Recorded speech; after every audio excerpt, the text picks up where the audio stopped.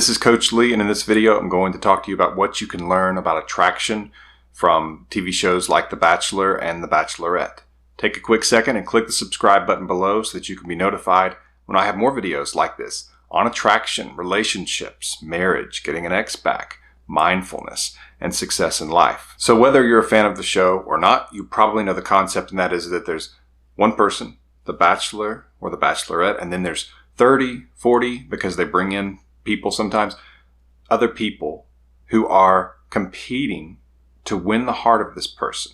And that's where we can learn, but we can also see an obvious problem. I'll get to the problem, and then I'm going to tell you some things you can learn from these shows about attraction and how to get an ex back, but also just in terms of if you're seeking to be with someone and you want to be your most attractive self, there are some things that you can learn from this. So first of all, this is not real life. The Bachelor, the Bachelorette, it's not real life for 99.99% of us. Most people would not agree to get into a real life contest like this. No one wants to join the group of people dating you. And you don't want to join a group of people dating one person.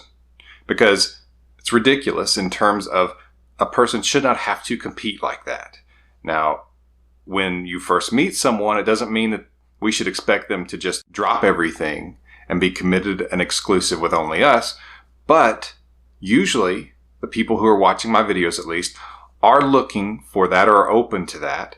And so if this person tells you that they're dating 30 other people and they plan to keep it that way, you're probably going to move on and look for something else. If you're not, that's fine, but that's what most people would do, and that's what this video is made for.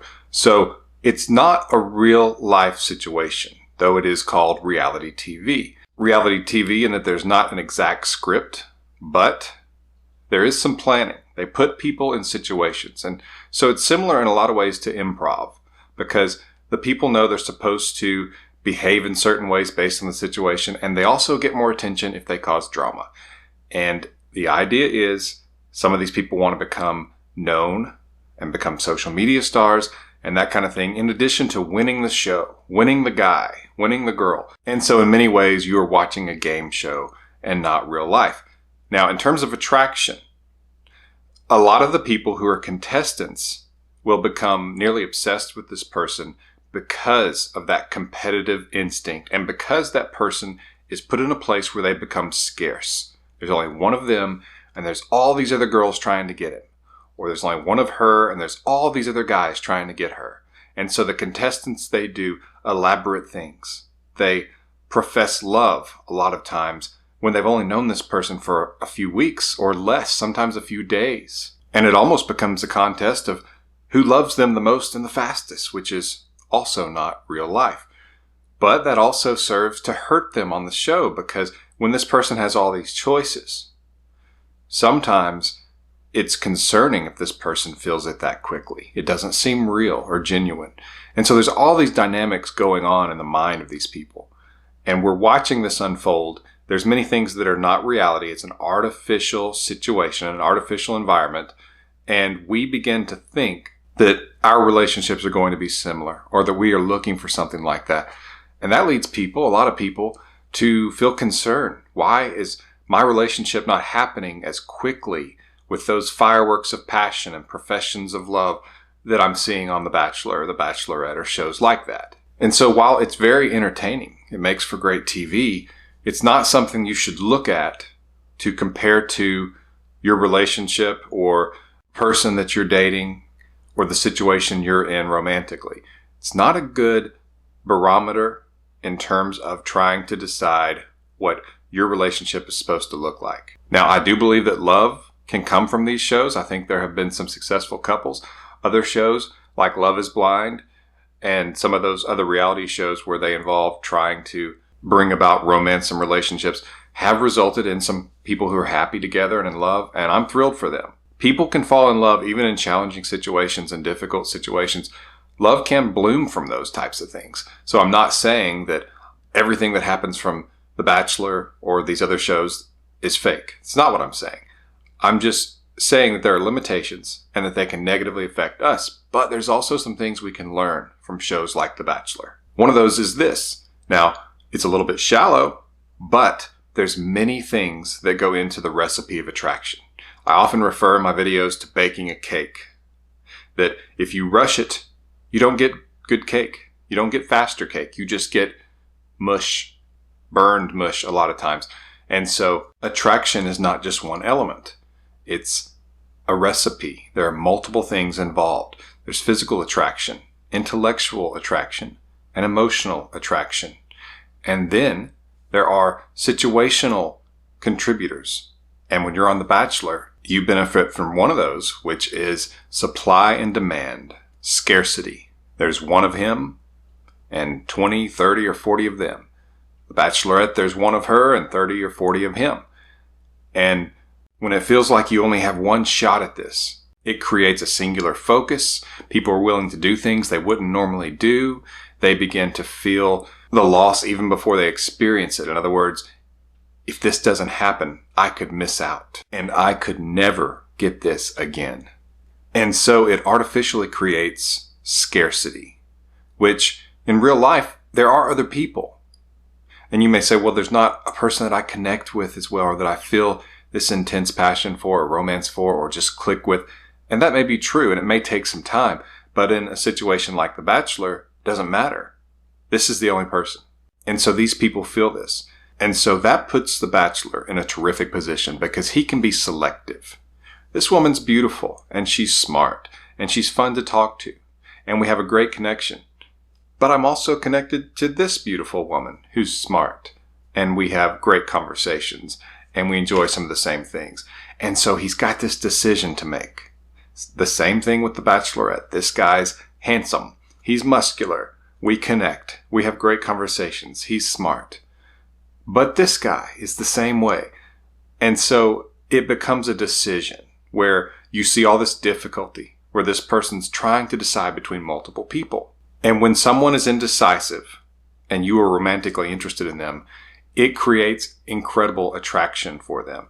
And a lot of what we're talking about is a concept known as limerence in the scientific community. And it's when the chemical response is incredible to one person. So they could be described as being the person you are madly in love with. And the chemical dopamine primarily increases in your body, produced by your mind.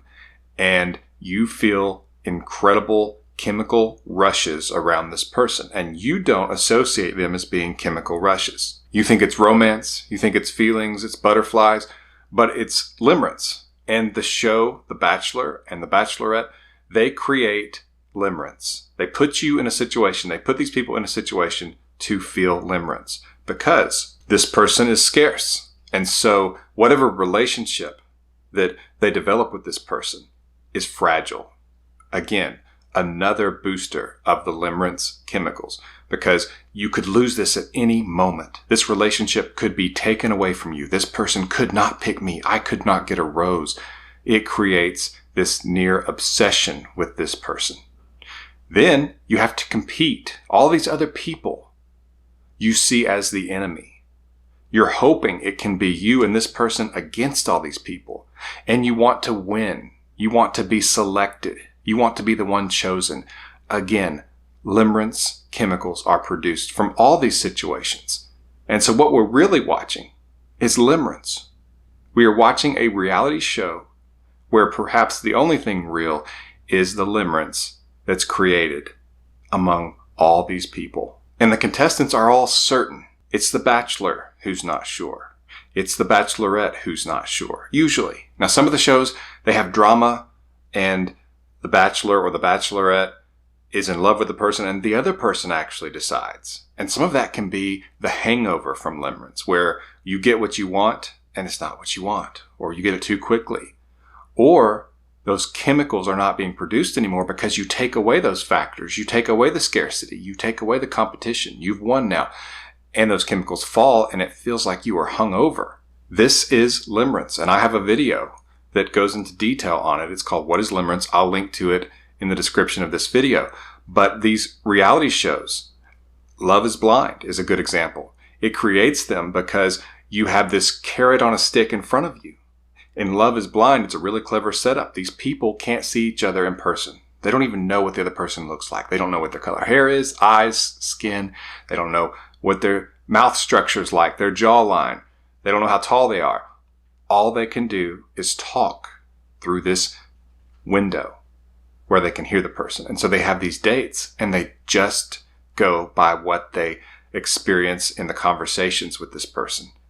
And they have to decide if they want to be engaged just by the conversations. And it creates limerence because it puts this goal out in front of seeing this person. And you can't stand it because it's being kept away from you, which again is scarcity. You're not getting to see this person. And you build them up in your mind. They can look like whatever you want them to look like.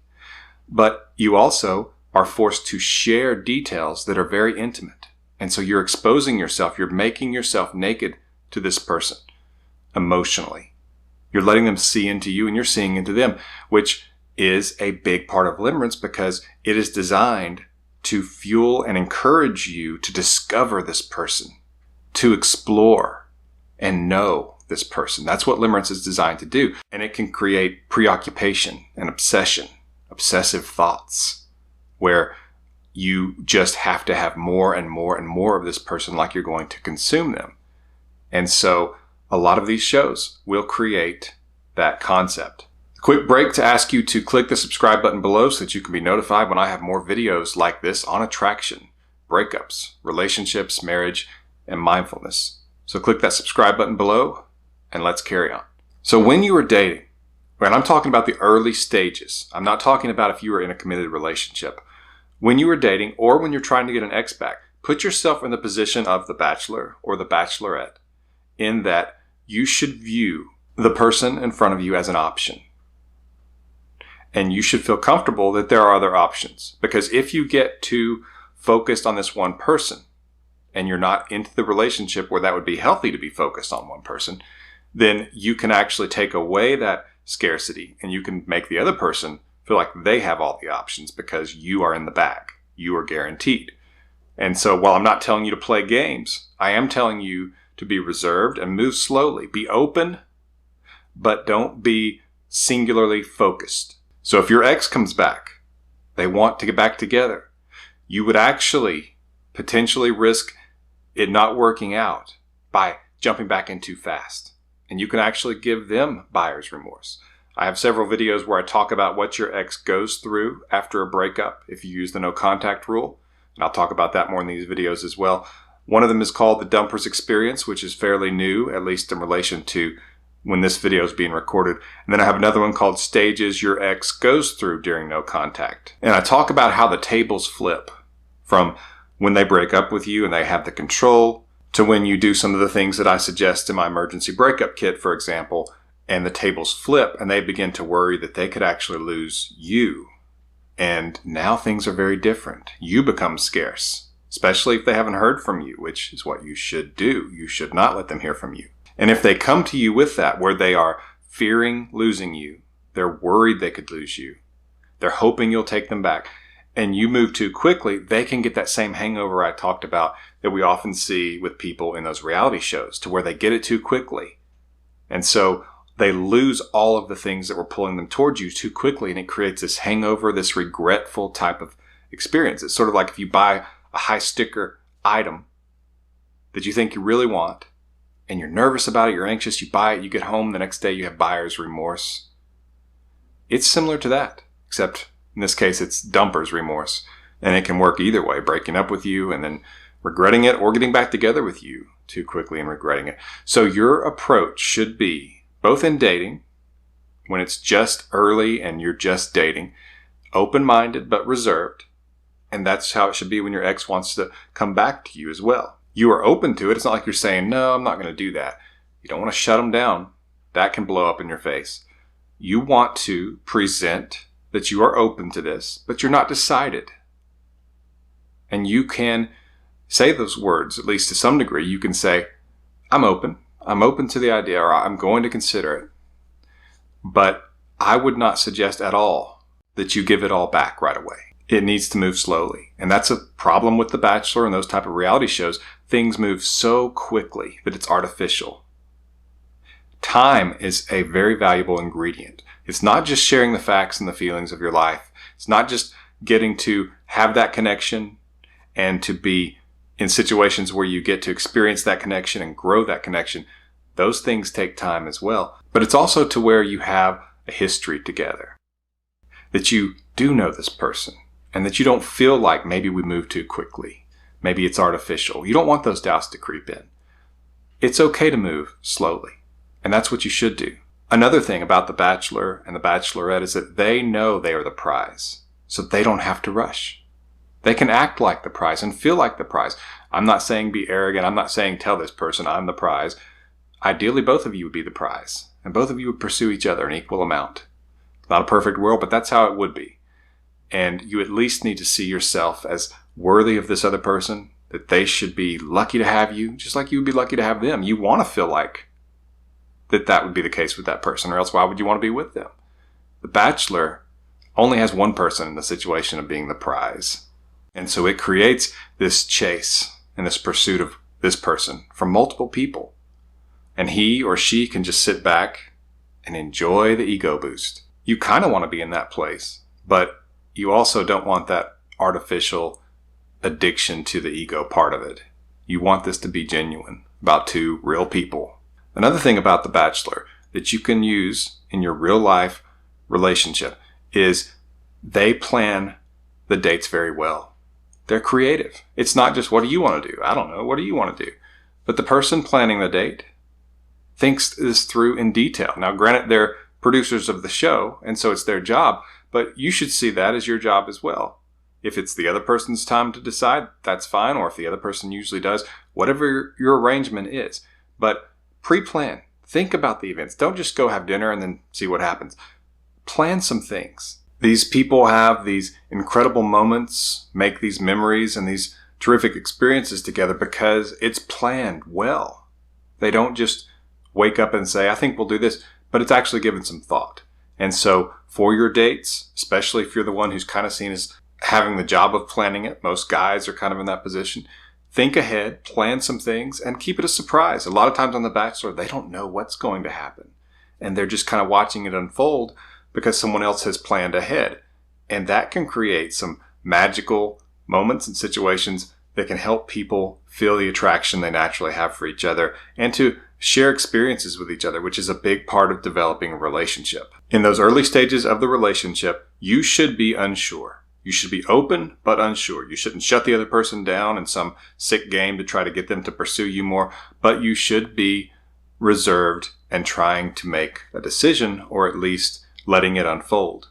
That's a key to attraction as well, and to bringing out some of that limerence that is good to have. Limerence is not a bad thing. It's there to get you to commitment and to more mature types of love, such as companionship, that feeling of family, and having a history together that you can stand on and appreciate. If you've been broken up with and you're wanting a guide to help you get your ex back, take a look at my emergency breakup kit. I will link to it in the description below. It's a powerful guide to help you get your ex back. It's based on 20 years in the relationship coaching service, and it's available at my website, myexbackcoach.com. If you like this video, please give it a thumbs up, leave a comment, and of course, hit that subscribe button. This has been Coach Lee, and as always, thank you for watching.